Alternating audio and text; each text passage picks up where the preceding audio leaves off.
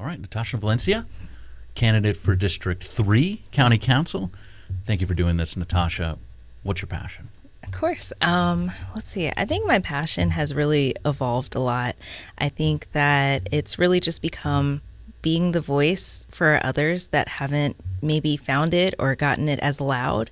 And I really think that that's just deeply rooted in me now. And it's something that I've always done, but never realized that that's what I was doing until now.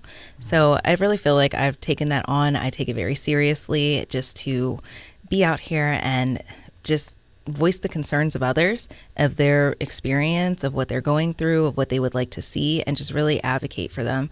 I think that's just, put me into this whole journey of advocacy over the past couple of years. There are so many people, both locally in our city, in our county, in our community, but just everywhere in the world that are, and I say this kind of all the time during these conversations, that are just drowning, that are just all day, every day, all they're trying to do is put food on the table, make sure that they have shelter, make sure that they have water for their kids, or, during the city election, I was knocking on doors for people that were working 2 or 3 jobs because then they needed childcare. So they need, so my point is that they do not have time to also go and advocate for themselves. And it is I think, very important role of government to speak up for those people. Right. Because it doesn't really seem like things are getting better. Not really.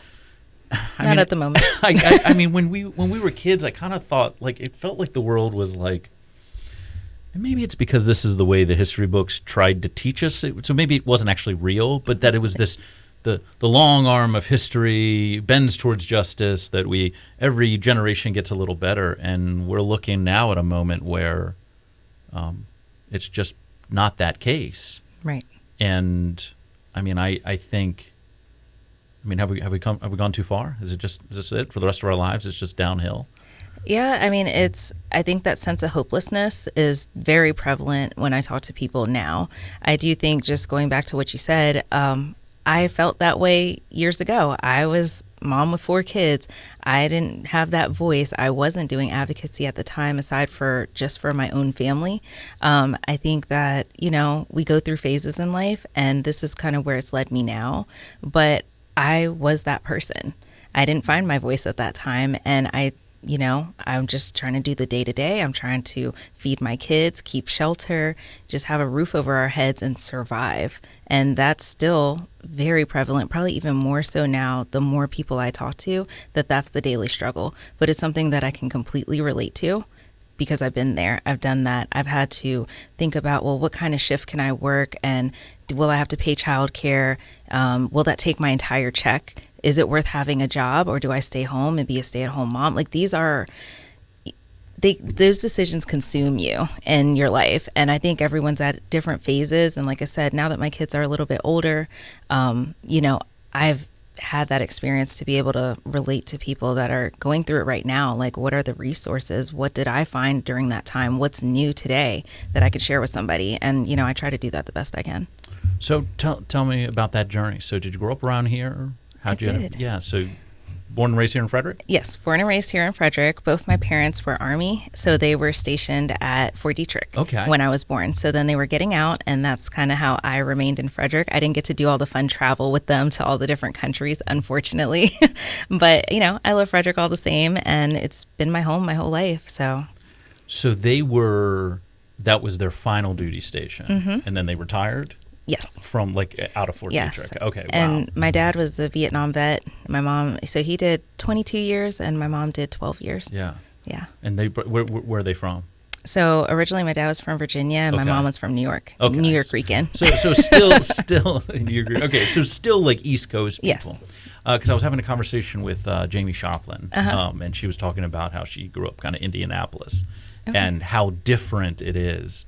But, Virginia, New York, Maryland, we have kind of a similar pace, if that makes sense, the speed with which we try to get things done, which I think is way too fast, but that's, it's neither here nor there. But Talk about, so you said you got a bunch of kids. You don't. I have a bunch of kids. I happen to know that we're kind of the same age. Right. So how?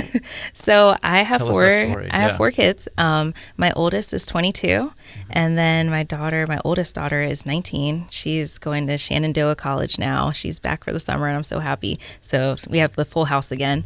And then I have twins, boy-girl twins. So they're going to be 15 this month, like next week. Wow. So we're planning the quinceañera and doing all the things, and they're really excited about that. So, yeah.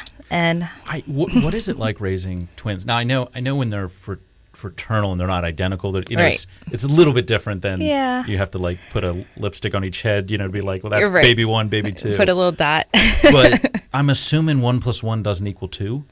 No, so they're pretty funny because they actually skated by in school for the longest time, not claiming each other as brother and sister.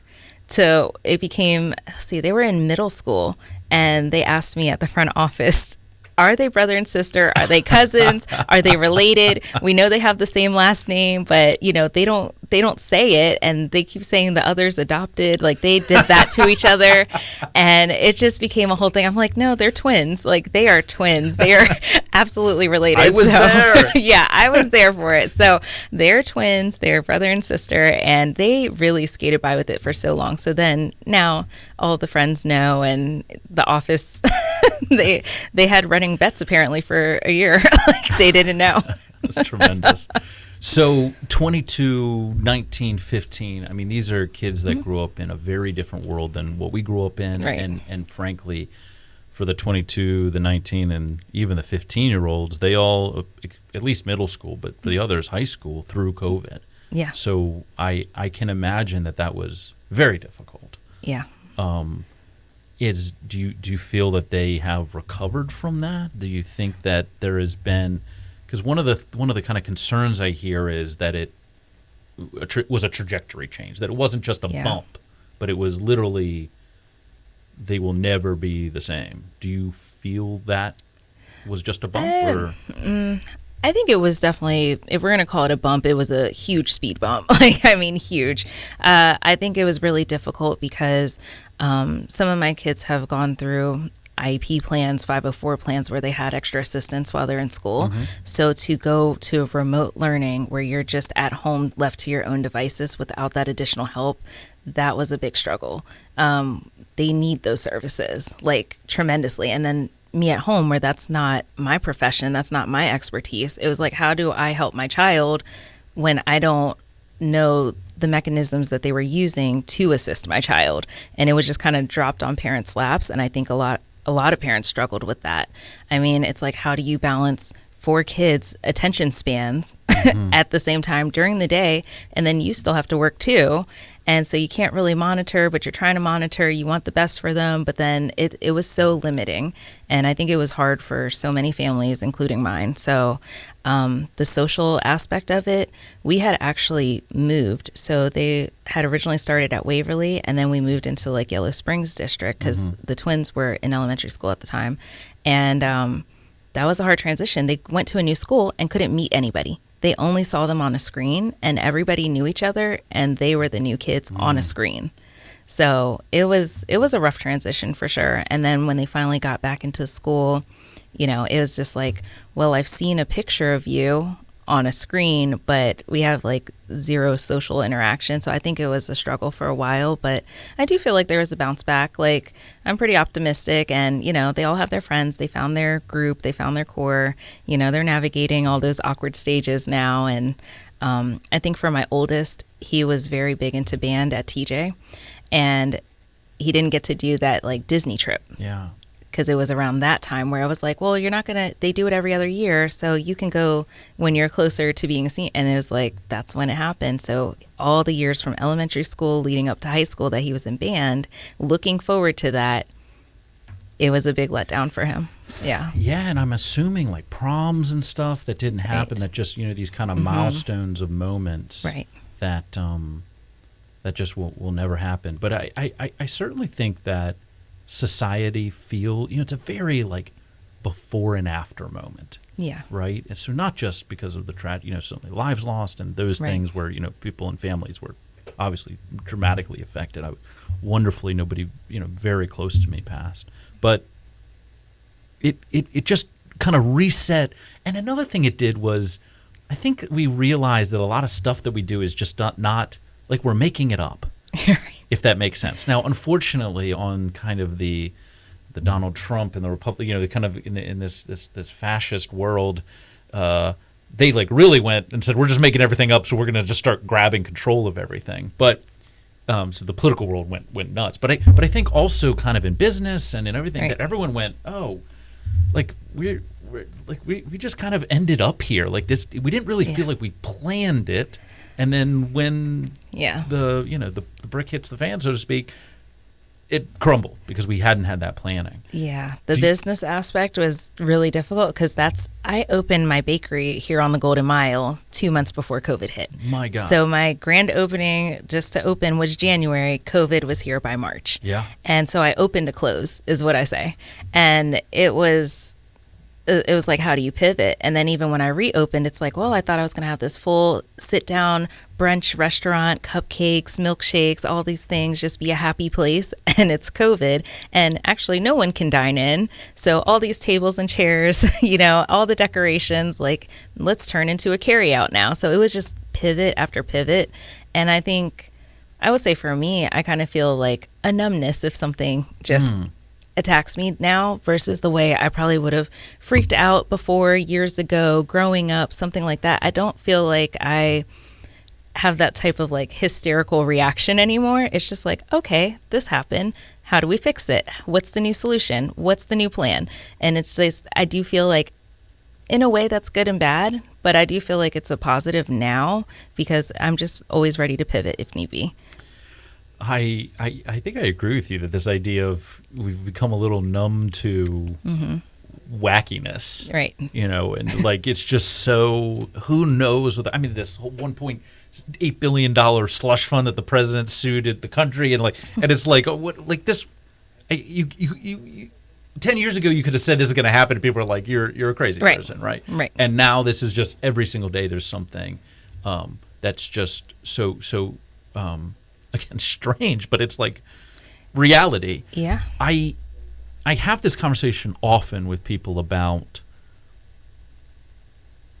this idea of planning things out in front of you, that so much of government, moves very slow. Right. And it takes a lot of time to get anything done, good things or bad things.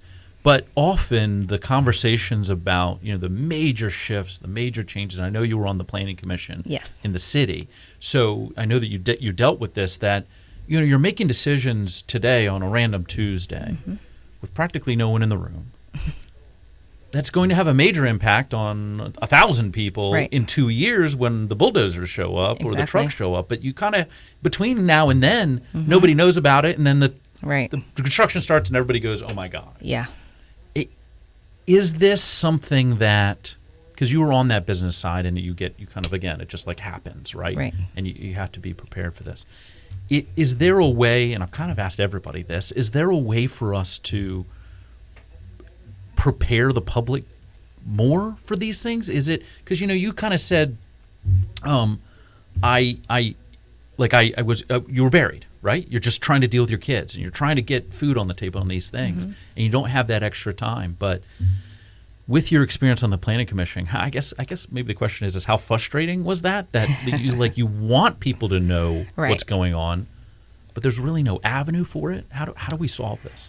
I think the experience on the planning commission with the city, one, it was a great experience. I miss it a lot. Let me be clear. I miss that so much. That's a crazy thing to say. I know. I really loved it. I really enjoyed it. I loved diving deep into the plans and just figuring it out. But with the same respect, that's where I also found so many antiquated codes.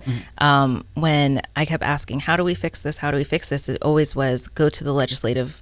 And so here I am running because I want to fix these things that I see when I see them. Like you said, it's usually a slow process, but I think the first step is what was the actual issue? What's the problem? We see it. Now how do we move forward? That's that pivot. And I feel that's what I'm going to bring to this, because it's like if I see it and I know about it, then what's the solution? I just want to be a problem solver. So that goes across the board for every avenue of life, I think, and that's really a big part. And I do feel like I got that experience on that planning commission. But how do we get the people more involved? More involved. How do we let them know That- 3 years ahead of time? Well, I mean, I think that's the hard part, because some of the things that were established were from 50 years ago. Yeah. So how do you do, I think when we're in school, we're always taught to have that 2-year plan, the 5-year plan, the 10-year plan. And we've seen it all just blows up in your face. I had a plan and COVID hit. Yeah, like, exactly. you know, I mean, what do you do with that? I think it's more managing expectations. I think the best public message that we have to prepare people that live in Frederick and love living in Frederick is that we are the fastest growing county. So knowing that, that's a management of expectations to me. We're growing. We're the fastest growing. Just saying that. It's like, you know that there's going to be growth, and, you know, that kind of does mentally prepare you for it. Now, the individual projects, really people just have to follow. I think, you know, be on the lookout for signs where you see that sign go up, like, hey, maybe there's a meeting I should attend. How do I find out more information about that? Is it city? Is it county? What do I need to do? There certainly is better signage now. Yeah, there's better signage now. That big blue sign with a P on it, that's planning. Yes. You know, the big red one Yeah. with the Z on, okay, that's zoning. You know, that is better than, like, it used to be. I remember growing up. Like a you'd little be paper driving- in a window. it'd be this white piece Yeah, of paper. tiny. With like a bunch of wording on it. Nobody read it. Like, no one has any idea Right. what this means. Right. I can't even see it when I'm driving past, but at least that giant blue sign says, look at, it's planning. Yes. Something's going to happen Yes, here. there's some grass right here and a sign, like, Yeah. warning. So it's not I do going to think it's happen. better now than it was, because I could say I never paid attention to that growing up, ever. Well, I mean, you say something that's very true, which is that we are the fastest growing city, fastest growing county, fastest growing area in Maryland, and frankly, most of the East Coast. People want to live here. But there are certainly a lot of people who moved here, and some of them that moved here a week ago, some people that moved here, Right. you know, like me, we moved here when our parents moved here, you know, Exactly. when they were kids, you know, and they don't want the new people to show up, right? Because they love this place and as it is now. But change, to your point, it's inevitable. It's going to happen. Right. So how do you have that conversation, whether it's at the door or when you're on the planning commission with people? How do you say to people, I know that you don't like this because it's going to change something, but it actually is a benefit to the community. Like, again, businesses can only work if you Right. have new customers, and new customers then take that money and I don't need to explain how the Yeah. economy works. It's a but this whole is- economic circle, Yeah. and it comes full circle by being welcoming and inclusive to everyone that wants to be here. So, I mean, like you said, businesses, they want to go where there's good schools. We have amazing schools here. So, of course, a business would want to open up here and be close to a thriving ecosystem of, you know, housing, schools, all the things. That's just going to be very desirable. I think that's why we are so desirable. But I will say, the conversation that needs to be had to, I think, maybe just ease some minds, which I hope it helps me even. It's that be responsible with the growth. Like, really look at the holistic picture. I think a lot of the problems that we have sometimes that people feel fearful about the growth is, well, do we have all the infrastructure there? And I think when you don't have those answers up front, that's where the fear gets heightened. Like, do we have the capacity at the schools? We already know they're overcrowded. And then you hear that there's more building going to happen. That's where the fear escalates. So having those conversations of what's down the line, what's actually in the plan, and doing holistic planning, I think that's the most important piece to it. Is this a concern you have? Are you concerned about the infrastructure, about Absolutely. or the water and the sewer and the Yes. electric? I mean, this is, Yes. you know, I know that in the city, the farther away from the city center you get, the more expensive it gets to have this kind of infrastructure, right? So you Right. put up a new neighborhood, there's tons of cost to go into a bunch of nothing's there ground and put it in. Right. But we also know that there's a kind of a capacity that exists inside of the structure we have in the city. Absolutely. And I agree that, like, unchecked growth is Right. is unsustainable. There's going to be a lot more damage done. But How do we convince? Because this isn't really even our money, meaning the city can't pay for new roads. The county can't. This is a lot of this comes from kind of state money. Mm-hmm. So is that something that the county? I know that the executive, I know that the county government and the legislature, so like the delegates, Right. Their job is to go fight for Frederick County. Mm-hmm. Is that a role for the county council as well? I think it's important to have those collaborations and have those conversations before the fight happens on the floor. Mm-hmm. I think just having those type of partnerships with different levels of government is going to be extremely important at all times, because how do we know what we're really fighting for if we don't have that conversation?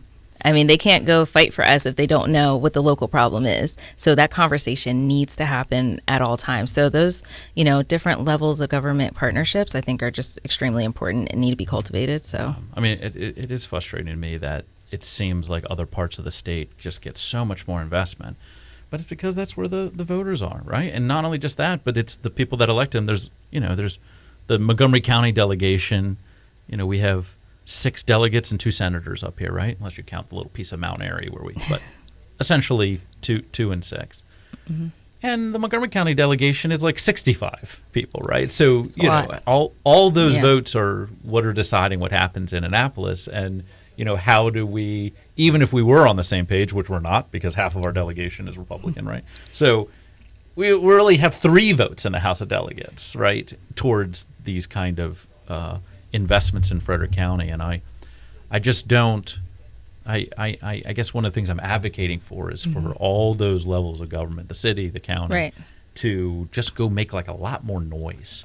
Yeah. Just to be, That's the thing, raise the voice up. And I do think that, again, those conversations need to happen, but they do need to happen across the board because a lot of the issues are nonpartisan. Mm-hmm. It's just we want a better infrastructure for our community. We want safety to be addressed for everyone. That's for everyone. When I decided to run, I knew I would be a representation for everyone in District 3, regardless. So that's something that's important, is still to listen to all voices, all concerns, and be able to lift them up. I mean, again, it's for the greater good, everyone working together to make a better quality of life. So tell me about your career. So would you end up, so you said you grew up here, and I assume went to school here. Yeah, Frederick High. Okay, so Go Cadets. Go Cadets, right? So how'd you get from there to here? I mean, that is such a journey, because if someone would have asked me this a few years ago, I probably would have laughed in their face. Like, yeah, right, not me. I think, again, it was just the life experience. I feel like now, hindsight, everything I've done has led me to this moment. And really, it was, I graduated school. I did the mom thing. I was stay-at-home mom. I was also a cosmetologist. I was working in hair salons. I had got my cosmetology license at CTC at the Career and Tech. So I still have it to this day. Since high school, I keep it renewed. I loved it. And then, I got into baking, decided to open the bakery, had that for 4 years. So we did, I don't know if we ever say COVID is over. Like people just don't mention it as often now, but 4 years with that being the start of it. And I thought that was going to be a legacy business for my son, because he was in culinary arts at the time. He decided to say, I don't want to do this, and said, okay, well, if you're done, I'm done. So we can go do other things. But the problem was that I was doing a lot of fundraisers and things like that, using the bakery as a conduit. And when that went away, I was like, well, I still want to be involved. How do I do that? And that's where I started, getting more involved on different boards. And, I was on Golden Mile Alliance. I decided to go for, to see if I could be appointed to the city's planning commission, the city's education commission. So that's kind of what happened there. And then other just volunteer opportunities that I could do. I went back into finance for a little bit of time, and it was so corporate and I hated it. I was like, I'd rather give the free advice to people than do this corporate structure. So that's just not me. I'm an entrepreneur by heart. So, then I decided to, have another business partner, and we had did a a business consulting firm. So that way we could help people wherever the gap was in their business between the two of us, whether it was the tech side, the relationship side, the structure side, things like that. We could help just fill that gap and help them along the way to be successful. So I have that still to this day. And then got into the nonprofit world. And now there's Artspiration Frederick here, and that's to support artists of all mediums in the community. A big thing from some town halls that happened about 2.5 years ago. And they were saying, like, we want to create. There's no space. We don't have studio space here. Everything's filled. Some places are closing, things like that. It's a real struggle for our creative community, but we have such a thriving creative community here. Yeah. We want to be known as like the arts district downtown, but where do the artists go? So that was the main mission, was to create space for artists to create. But then also I wanted to help squash that social stigma of art is a hobby, not a career. So I wanted to make sure that we could add in the business side to it to teach them how to do accounting, structure their LLCs, do things like that. So, at least connect them with professionals that can help them too. So just combine the two. So having existed inside of kind of the business consulting world, I cannot imagine. I've struggled enough dealing with entrepreneurs and people that are like business-minded individuals.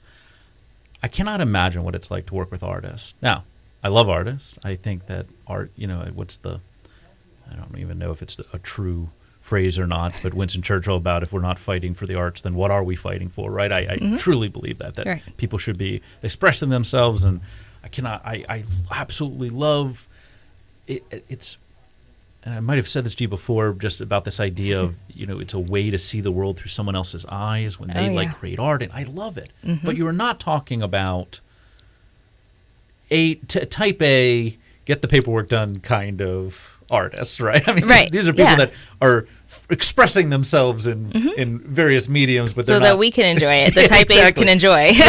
So what I got to imagine that your previous business consulting compared to what you're doing now is it's very different clients. It is different. I think, but you know what? I think that it's like, okay, I'm very structured and like logistics for everything, but then again, that creative piece where you have to think outside the box. Even when you're doing business consulting, you have an individual client and you have to think outside the box at all times. What is going to be the best solution for them?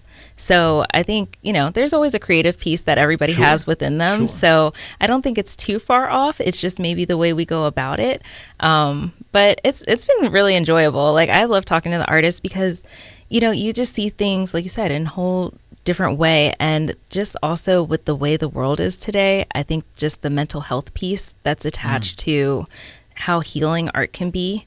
Like when you go into a space and it's filled with beautiful artwork and you can just sit there and stare at it and just kind of get lost in it. I mean, that's what they're providing us right now at where the world is in total chaos.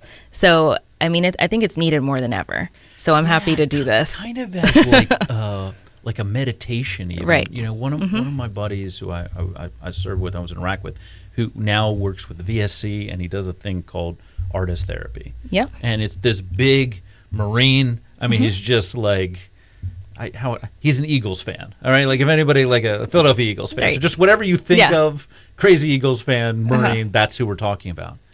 But in these spaces, he's trying to create spaces for veterans to come in and just sit down and just be present in that moment.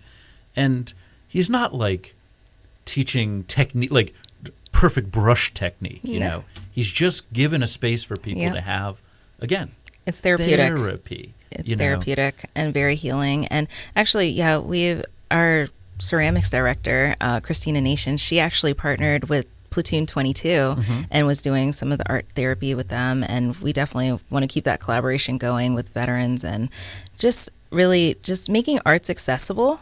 That's another big piece to it.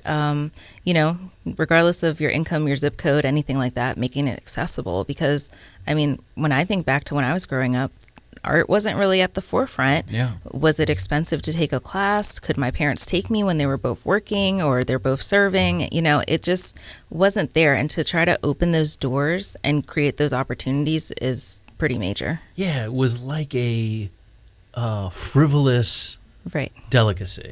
That's right? That what if you the had perception was. Yes. Yeah, that if you had extra time and money, you could go do the art thing. Yes. But we need you to focus We need in to on squash that. Yeah. Yes. So Art is for everyone. yeah, so I really like this idea of trying to monetize it, right? Teach them how they can feed themselves using Right. this medium of art. And I think it's a really important place. The other thing I think is public art. Right. And I do know Frederick, the city at least, does a lot of this compared to some other spaces. But I still don't think it's enough. I think it should be a part of everything we're doing. Right. I think of this at the restaurant. That we have this hallway down towards the restrooms, and it's like I want. Oh, tell me more. I want. I think we could solve that problem. I want like some kind of mural in that Yeah. space because it's just like, why shouldn't we be filling? Exactly. And I mean, I have tattoos, right? So I really feel this, that I want to fill whatever space Yes. we have with art. And it is I do think that we as a society are starting to have a little bit of a healthier view of it. Right. Maybe not everywhere, but at least here in Frederick County. I think it's definitely growing. I think people do see the need and what it does and the healing component and all that. Because, I mean, I can say I'm not an artist all day, but that doesn't mean I appreciate it any less. Yeah. So, and I think we have so many residents here that feel the same way, but So- also might have a hidden talent Yeah. if they were able to explore it. So obviously, you have built-in relationships. Your business partners built-in relationships, and that's most of how you get anything done in the world is who you know. Unfortunately, but are you getting pushback from the city, from the county towards this, or is it kind of everyone wants this to succeed? This idea of giving artists. Yeah, I mean, I think like we've had a really good response. Like the momentum has been fantastic at Artspiration Frederick, and definitely no pushback anywhere across the board. I think we all want to see a community art space available for the community to use. We know the issue was space. Yeah. That was the artist's biggest issue when the reason this whole mission even started. So I don't think there's any pushback. We're not here to step on anyone's toes that are already, trying to help artists in different capacities. We're just trying to coexist and make sure everybody has what they need. And collaborations are huge to us. It's such an important point that, especially inside that nonprofit space, Right. I sit on a couple nonprofit boards, and Yeah. there is occasionally this, let me use the word attitude of, that's my space, or that's what I'm working on. And I always just try to remind people that what is the goal? The goal is the impact. Right. The goal is not that Exactly. I made that happen. The goal is not that we have our name on a Right. plaque on the side Right. of it. The goal is that, in the Artspiration case, that artists have more space to accomplish this. Yep. They have more ways of expressing themselves. They can feed themselves, et cetera. That's the goal. And if we're all working together towards that, that's a positive. It's not a negative. Exactly. But so much of it, I think, is ego, really. Probably. Is that, that people just, I guess they just identify with what they've accomplished and... Yeah. I will say, since being in this art space, I really haven't encountered that. I feel like everyone's been pretty collaborative, and you can bounce ideas off. Like for me, I'm very big on let me go to the expert in that industry. I don't claim to know everything about anything, so I'm like, teach me more about this medium. I've never heard of it before. Like, what would you need to continue this on and things like that. So it's really just, again, listening and then going from there and solving whatever the need is. All right, so art spaces, we need more of these kind of spaces. So what else? What else are we kind of missing in our county that would improve? I think during the city election, I called it like quality of life, right? That Okay. I mean, I have a big one. Yeah. I think we need pedestrian bridges here on the Golden Mile. I think there needs to be 4 at 4 key points, and that's something that should have happened years ago. People are getting injured or killed on the Golden Mile just trying to cross.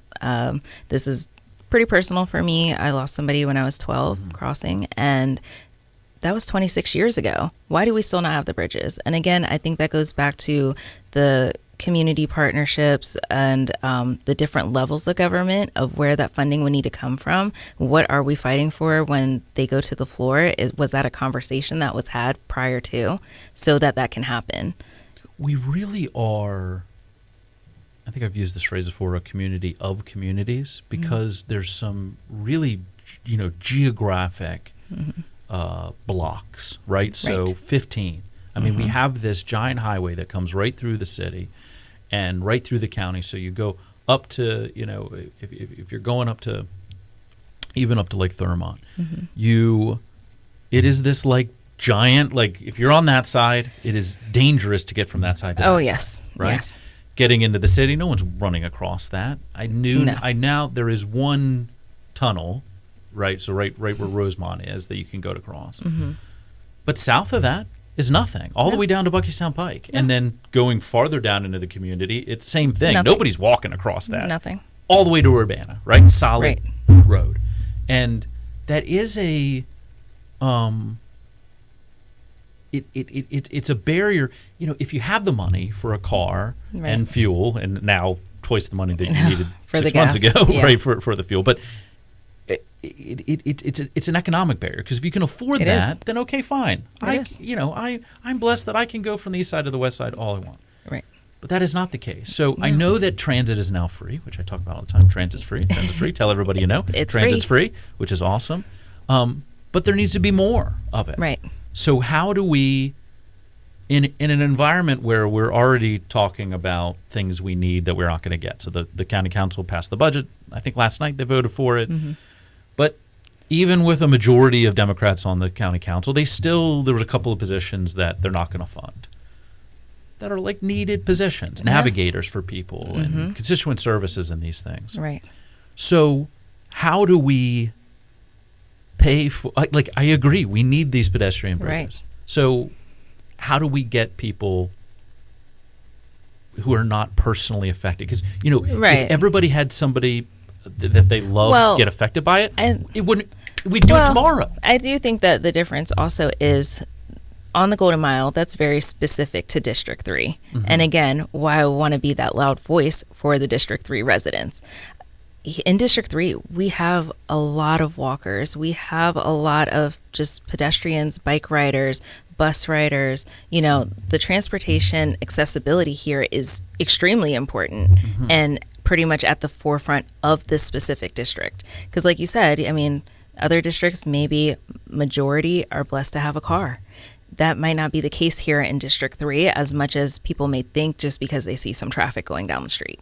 So that needs to be a priority specifically for District 3. And I think that's why I'm willing to get so loud about it, whether I was personally affected or not. I know that the residents here that I have grown up with my entire life, done business with, went to school with, everything, they are affected by it personally. So, it's something that I do think it needs to be fought for. So then, my response is then they need to vote, right? Absolutely. I mean, we have these areas of the county that, 10, 12, 13% of the people who are eligible to vote actually do vote. Right. So how do we get them? Again, you have somebody, I was talking to somebody who they're a child with special needs, and so then they were part of an organization, and they do all this work with the ARC and all this wonderful work towards that, because their kid has special needs. And I think, they're a person of good character, and I think that they would also help the society if that wasn't the case. But they are so focused on it because of their personal touch. But the vast majority of people who don't have that personal touch are not. Is it trust? Is it that they just don't trust that it matters? I don't think it's a trust issue of whether an issue is important across the board or not. I think that... I mean the participation. I'm saying, why don't they vote? I think it's, again, just the state of the world that we're in. There's an overwhelming sense of hopelessness. I think that when you hear those conversations of like, why are people not voting? It's my vote doesn't matter. Yeah. What's my one vote going to do? It's not going to change anything. I think we're still, and even more so now, living in that state of being.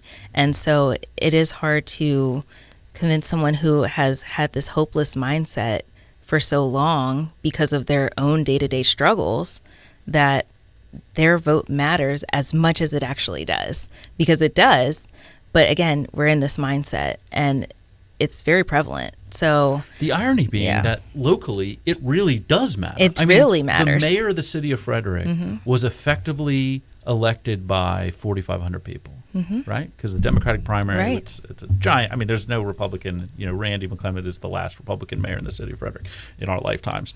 So it's going to be the Democrat, runs in the primary, gets 4,500 votes or 7,000 votes or whatever it was. Less than 10% of the city is the mayor. And so the irony being that when you're voting in your local election, that it matters people don't vote for, so much. You're so much higher. I mean, your vote for president is watered down by literally 300 million people. Right. Your vote for county council, it matters, especially in the primary, especially is going to be, I don't know, 3,000 people, are going to participate in this thing. 5,000 people are going to participate in this thing. And so your vote really, really matters. Yeah. And yet people are, I think it's like inverted, that like the most important vote you take is for your local candidate. The least important vote you take is for the president. But everyone it is flipped, I think, the mindset. The presidential vote is the one that matters. And, that could be, again, when you have a gajillion dollars to be like, this is important for the presidential candidacy versus local level where it's like, hey, this is grassroots. I'm here. I've lived this. I know what you're feeling. I'm here with you. That isn't as loud without a gajillion dollars to spread that type of word. So, I mean, it is really just a matter of, mindset shifting and, doing the best that we locally can. Anyone that's campaigning, like, us hitting the doors, just trying to get in front of as many people as possible to just say, this matters, this is important, and I'm here to support you. That's why I'm doing it. I'm not doing this for me. I'm doing it for all of us. I'm doing it for the community. And so that I'm accessible. You see, I'm right here in front of you. Please tell me your concerns so that I can try to effectively change it. So what are they saying at the doors? What are the concerns that affordability? Here in District 3, it's huge on affordability and just day-to-day living. That's the concern. The other concern was, ICE and 287G, even though we have the ban, but still, did the ban really work, or are they still going to comply at the sheriff's department? That's a huge concern. I would say there was a lot of neighbors that opened their door to say they were concerned about their other neighbors that didn't open the door. Yeah, those were definitely the top two. And then schools, just the schools and capacity programming, again, that equity in education. How many AP classes are there in Urbana versus there are here? That equity there. Even my own kids, I was able to participate in Career and Tech Center. My oldest son was able to do it. My daughter just got waitlisted. She's not going to have that same opportunity. So, how can we work on that budget to make sure that the schools are fully funded so that the kids do have opportunities? Like, it's very hard as a parent to be like, oh, you can do all these things, you have these opportunities, but you don't because we're at capacity. Or, how is that a good enough excuse that, sorry, at capacity, you just can't follow your dreams? It is one of the most, I'm going to use the word frustrating, but really saddest things that exist is how few kids have access to CTC. CTC is a big part of how I learned, and it was a formative part. I now, I sit on a bunch of the program advisory committees for CTC because I believe in it so much. Yeah. And it's brought up every single time, and the administration knows it in the school system and at FCC and CTC, FCPS. The county council knows it. The county government knows it. So I get it's a funding issue, right? Yes. It's we can't poof need more the money. dollars. We just can't poof it. Yeah. But We could, but I think the federal government has trouble with us printing our own currency, right? So where do we get that revenue from? And I think that's, again, just my finance background is just going line by line through everything and seeing what we can do, what can be moved, just to do the most effective change that we can. And I don't have any doubt that that's being done right now, and that's been being done, and this is where we're at. I don't feel like we've halted any progress at all. I think that, everything's a stepping stone to move forward and always be better. So, more eyes on it. Let's just get creative again, think outside the box. Maybe this arts is making me think more outside the box, but I think we can find some solutions that will help a lot of people. It is right now, I think it's 80-20, that 80% of the revenue that comes into the county comes from residential. Tax property tax. And I understand people's frustration with that. Right. I understand it is certainly a burden on me. It's a burden on anybody I know that owns a property, or frankly, even renters, because they're paying for that increased cost. It just gets passed along. There's a structural change that needs to happen. Absolutely. I think, which is that we need to be able to charge commercial properties a different tax rate. Mm-hmm. I've complained about this often, so I apologize if people have heard this, but that the county commissioners, Blaine Young, Billy Shreve, Kirby DeLauder, they removed our capacity to do that as a county. So we have to go back to the legislature to make that happen. Yep. And so it's not just going to be, it's not like the county council can just pass something. No. But is that the solution, altering that calculus? I think it absolutely needs to be looked at again. I think, but at the same time, where I think that is a huge revision that should be made, and that would, change a lot. It would effectively change a lot. But at the same time, I would want to look at that also being a business owner myself. Certainly. You don't want to penalize people for following their dreams as well, because it takes a lot to open a business. I think you know that. I know that. Like, you have to do it very carefully. You don't want to put the burden so much on a business owner that they go out of business just for this reason. Yeah. But at the same time, we can't overly burden our residents to the point of they can't survive. To me, it's the zip code. To me, it's if that business is headquartered outside of the county, I want to tax them. That to me is what it is. That if you have property, also, so for example, you got a Walmart. Right. Walmart only pays property tax on the building, right? But they take up all the parking lot space, right? So just change that rule. Just say, exactly. All right, fine. You can have your giant business here, and you can take all of our money from the community and suck it out and send it to Arkansas or wherever the Walton family lives or whatever it is. But you don't get to. You have to pay more in tax. I think there's so many ways to go about it that should all be on the table. There's so many ways, but I also just think that it needs to be viewed through a lens of when it comes to a corporation versus a small business owner, of how that can completely change their livelihood, their business. Will they stay open if that change is made? Yeah. I just think that needs to be considered very heavily as just small business owner protections in general. Just like when they say, the big argument of raising minimum wage, like, yes, we need people to have an affordable wage.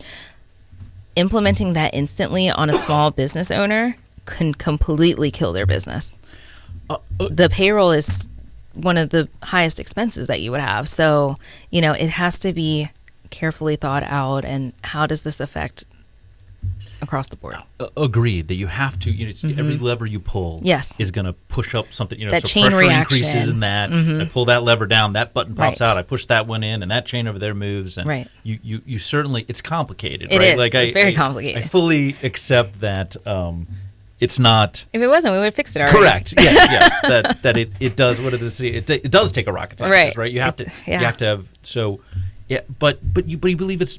You said earlier you're optimistic. Yeah, I believe it's possible. solvable. Yeah, absolutely. I just think that I would want to make sure that it's through a very careful lens where you are looking at, okay, this is the change that needs to happen. You don't just go straight to do it. What is the domino effect across the board? And that's what I'm saying. I think that's what just needs to happen. That is very thoughtful of all the different scenarios. Maybe that's just because I think of all the different scenarios and that's just kind of how my mind works. Like, what are all the worst case scenarios? What are all the best case scenarios? And, weigh those pros and cons before making a move, Plan. What is it? Planning. If you don't have a plan, you're what or then you fail to plan. Yeah. But it is just, we need to be thinking farther ahead. Yes. And I love, Livable Frederick, and we have the same things in we have these comprehensive plans in the city, and we look out, but I think it's also they need to be living documents that we are constantly Right. revising and going, all right, well, we got here. Mm-hmm. Where are the benchmarks? Or maybe even have checkpoints, because some of them are scaled 5 years, 10 years, and it's like, well, can we do a checkpoint at 2.5? Yeah. Every 2.5, then we're like, how's this working out? Are we on track? Are we not? Like, now let's revisit it. This is an open opportunity to revise whatever needs to be revised to get to that ultimate goal. I am a big fan of sunset legislation, meaning that you say, look, this is how we're going to operate in a space, and we're going to do it for 2 years, and then we're going to take another vote, and we're going to say, did it work? Mm-hmm. Maybe it works so well that we can say, okay, well, now this Keep going. Let's set this one for 20 years or something like that. Right. But that you have these because also the other thing, and I don't know how popular an idea this is, but I also think that we should try more things that we haven't tried. That we should say, well, we've never done that before. Exactly. We've never tried, like you said, we need to go. So here's an idea: any short-term rentals in the county.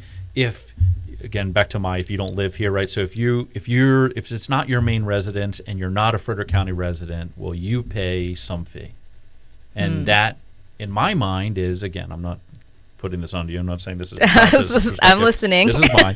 That, I mean, my perspective would be, we would want it to be prohibitive. We want you to divest of that. We want you to sell it to somebody who does live here, or we want you to not have it as a short-term rental, make it a long-term rental, so somebody that lives here can live here, and things like that are, well, we've never tried that before. Okay, that doesn't mean we can't.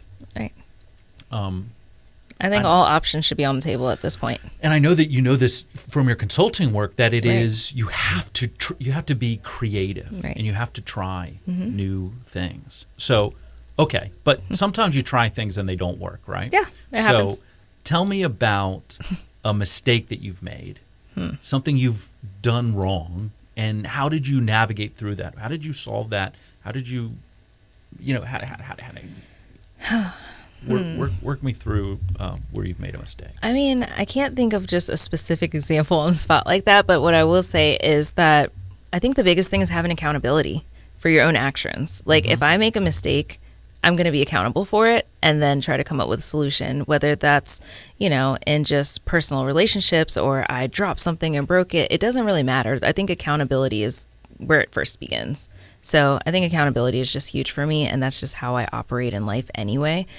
I'm accountable for the good and bad that I've done in my life. Yeah, there was I was at a conference years and years ago where the guy that was speaking was the former head of parks for Disney, right? So this is a very, high level C-suite person, and he was talking about the correlation between people that learn. They asked this question, like, how much of what you know came from a mistake, and how much of what you know came from your successes, and then they laid that graph of people's responses with the nominal success of those people in their career. Right. And it was direct correlation. The people that had said that they learned the most from their mistakes were the most successful people.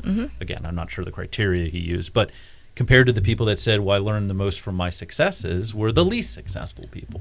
And it really is that inversion of, like, what's the old, again, probably apocryphal, but Thomas Edison, I've learned 218 ways not to make a light bulb, right? Right. That all the lessons, everything that you learned in trying all of those things informs your future decisions. And I loved what you said about you want to go and find those experts, because I think that there's not, how would I say this? Somebody probably has tried whatever it is that we want to try, right? So, okay, we're growing like crazy, and we want to make sure that our water infrastructure is great. Exactly. Okay, well, there's got to be other cities that used to be our size that went through this at some point. Exactly. So let's go call them and let's go, look at it. What was the worst mistake you made? Exactly. And that's always the best first question. Like, what would you have done differently? What was the biggest fail that, hindsight, you just didn't want to do. So we can skip that point. like let us skip it. So, yeah, but we don't need to pay the price that you pay. Right. Like, let us learn from your mistakes. I think that's the best way to approach it. But I mean, that's also how you get good intel and make informed decisions. You don't know what you don't know. If I had to make that call, I'd be like, I'm calling because I don't know what I don't know, and I would love to learn from you. And that's why just listening and being a forever learner is probably the most important thing that any of us could do in our day-to-day life. Yeah. All right, so juxtaposition. Tell Yeah. me something in your life that you're proud of. My kids, always. just how they're all coming to be their own person right now is really amazing to see. 4 different personalities, all completely like polar opposites on most days, but yeah, definitely my kids. Oh, my father has always said that, the best moments of his life, the proudest moments of his life, were when I would, get a home run or hit a base hit when I was 6 years old playing baseball, or accomplishing when his kids have. Like giving a speech or something, I don't know. Right. I'm trying to think of things that I've done that other people, like not the weird my world, but that he said that was always his like it just the greatest moments that he had. I think those are the proudest moments, but I think like the most special moments are my kids coming to me to talk to me about things. So I think I value that even more, that we have that open communication and they want to tell me things about their life. They want to ask me for advice. I think I cherish that even more than if it's like, oh, it's an award. Like, yeah, I know they're great, but I value that they come to me with things, and when they have a problem, when they have an issue, and they still want to talk to me. Like, I think that's like kind of rare and special at the same time. So I appreciate that a lot. And also generationally very different. I mean, Yeah. I had my father love me very much. I have no doubt of that. Uh-huh. But we certainly grew up in a time where. They weren't my first go-to. Yeah, yeah, that they weren't. I think that's why I like, appreciate it. I need to go cry on somebody's shoulder and tell them, how what horrible things are happening to me. Right. That it wasn't necessarily your parents or your grandparents, but No.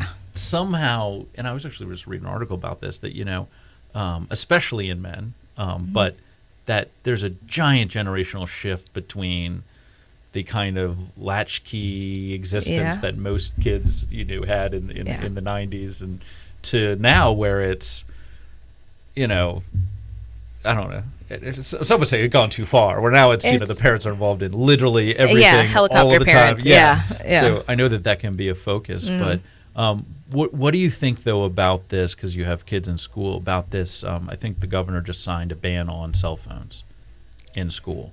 Is this something you agree with, don't agree with? I've heard a couple of... It's hard because we went to school. I got my cell phone when we were in like 8th grade. Okay. That Nokia Yeah, brick phone. yes, 100%. was the first phone. And also we had the restrictions of the time and the charges. You had till wait till 9:00, so you really couldn't do a bunch during the day because you can only totally aging us, totally aging. Yes. But it's like we had those restrictions, but at the same time, it's like we survived without it, and it, so I'm like, you can survive. I did, I don't think it's a big deal. But then at the same time, schools are so different now that there have been times that my kids contact me during the day and like, Mom, this is going on and there's a fight or there's this, and like scary things for them probably, and or they're having like, oh, their stomach hurts, or oh, I got a nosebleed, or this kid did this to me, or something like that. The teacher said, can you send that paper like instantly, something like that, just respond. And so I think there has to be a balance. Like I would probably be a fan of like, put them in, if I was a teacher, I'd probably be like, put it in the bin right when you walk in the door. You're not having it while learning. I don't know how much they can, I just know it's different times. The attitudes are different. The respect level in kids is different than when we were in school. So again, I would say I'm not an expert on that. I just know that I survived. They probably could too. It's just become so normalized to have a phone attached to you. Yeah. And even for myself, I can say, if I were to leave the house without my phone, I'd be like, oh my gosh, panic mode now. But I wasn't like that before. So it's just become a like societal It is certainly something we've comfortability become that's used to. weird. Yeah. right? And so I don't know how you break that now that it's at this level because it's become so standard. I was having this conversation with Casey Day, who's running for school Mm-hmm. board, and she said, she has students, they'll be in the class, and then they've got the phone, and they're texting, and she'll come over, and it's the parent. Yeah.